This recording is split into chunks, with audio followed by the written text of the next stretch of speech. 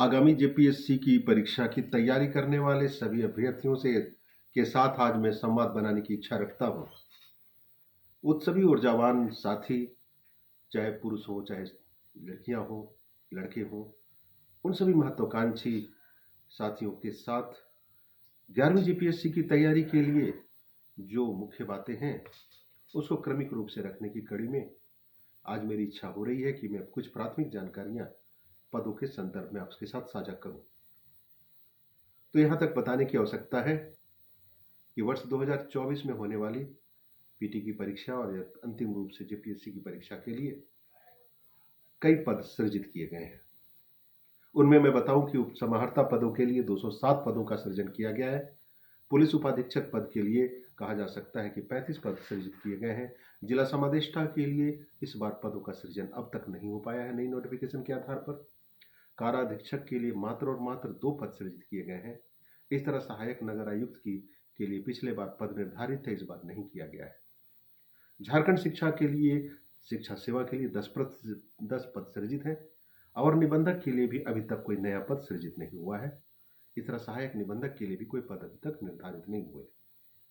हाँ, सहायक निदेशक सामाजिक सुरक्षा के लिए भी पद इस बार उसके लिए भी दर्ज नहीं हुए। हाँ, वित्त सेवा के लिए 56 पदों का सृजन किया जा चुका है और नियोजन पदाधिकारी के लिए पदों की संख्या 3 निर्धारित हो गई है। इसी तरह प्रोबेशन पदाधिकारियों के लिए पदों की संख्या 6 निर्धारित हुई है और झारखंड श्रम सेवा को लेकर के पदों की संख्या 3 है।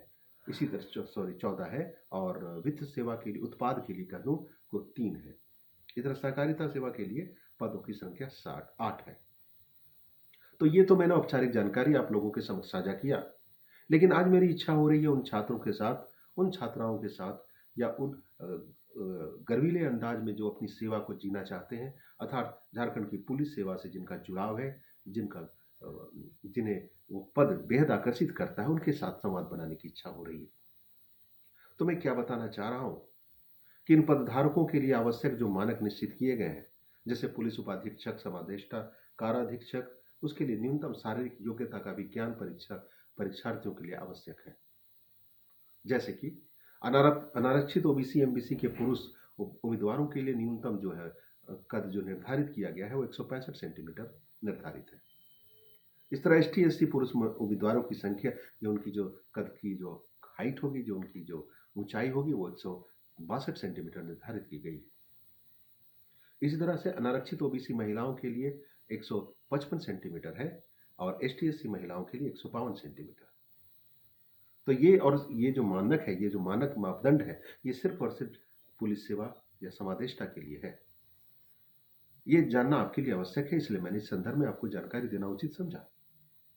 चलिए थोड़ी सी चर्चा निर्धारित शारीरिक मानकों पर भी कर ली जाए। तो जैसा कि मैंने बताया कि आज की जो चर्चा है वो केंद्रित है सिर्फ उन पुलिस पदधारकों के इच्छा रखने वाले उन प्रतिभागियों के लिए। तो उन्हें जान लेना चाहिए कि शारीरिक रूप से कौन कौन से मानक तय किए गए हैं।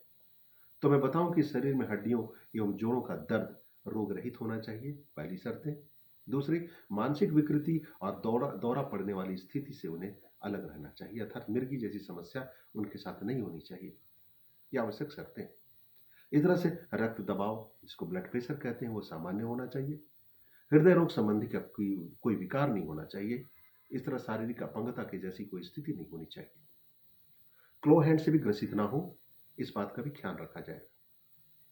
तो यहां मैं बता दूं, क्लो हैंड का मतलब पंजाकार पंजे का होता है, अर्थात ऐसा पंजा जो घुमा हुआ हो, अर्थात जब उसे मोड़ने पर अंगुली की तरह अंगुली मोड़ा जाए तो वो कलाई तक नहीं आना चाहिए। इस तरह से एचआईवी मुक्त का भी प्राथमिक शर्तें हैं, वो एचआईवी मुक्त होना चाहिए अभ्यर्थी को। दूरदृष्टि चार्ट में बिना चश्मे रहित 6x6 का उनकी दृष्टि निर्धारित होनी चाहिए। इतना ही नहीं, वर्णांतता, जिसको मैं कलर ब्लाइंडनेस कह दूं या फिर नाइट ब्लाइंडनेस जैसी कोई शारीरिक विकार भी नहीं होना चाहिए। इतना ही नहीं, रूटीन ईसीजी और ईईजी जिसको कहते हैं, वो भी सामान्य होना चाहिए। थोड़ी सी और जानकारी जोड़ दूं कि श्रवण क्षमता, जिसको हियरिंग कैपेसिटी कहते हैं, वो भी सामान्य होना निश्चित है। कुछ पुरुषों के भी शारीरिक विकार होते हैं, जैसे हाइड्रोसिल हो गया, पाइल्स जैसे रोग नहीं होने चाहिए। चर्म रोग तो भी नहीं होना चाहिए, जिससे अशक्तता और विकृति होने की संभावना हो और उस ऐसी स्थिति में उम्मीदवारों की जो उम्मीदवारी जो है संबंधित प्रतिभागियों की वो रद्द कर दी जाएंगी। तो ये जो प्राथमिक जानकारियां थी ये मैंने आवश्यक समझा, लेकिन ये उनके लिए था जो पुलिस सेवा को जिन्होंने अपना ड्रीम बनाया है, सपना बनाया है।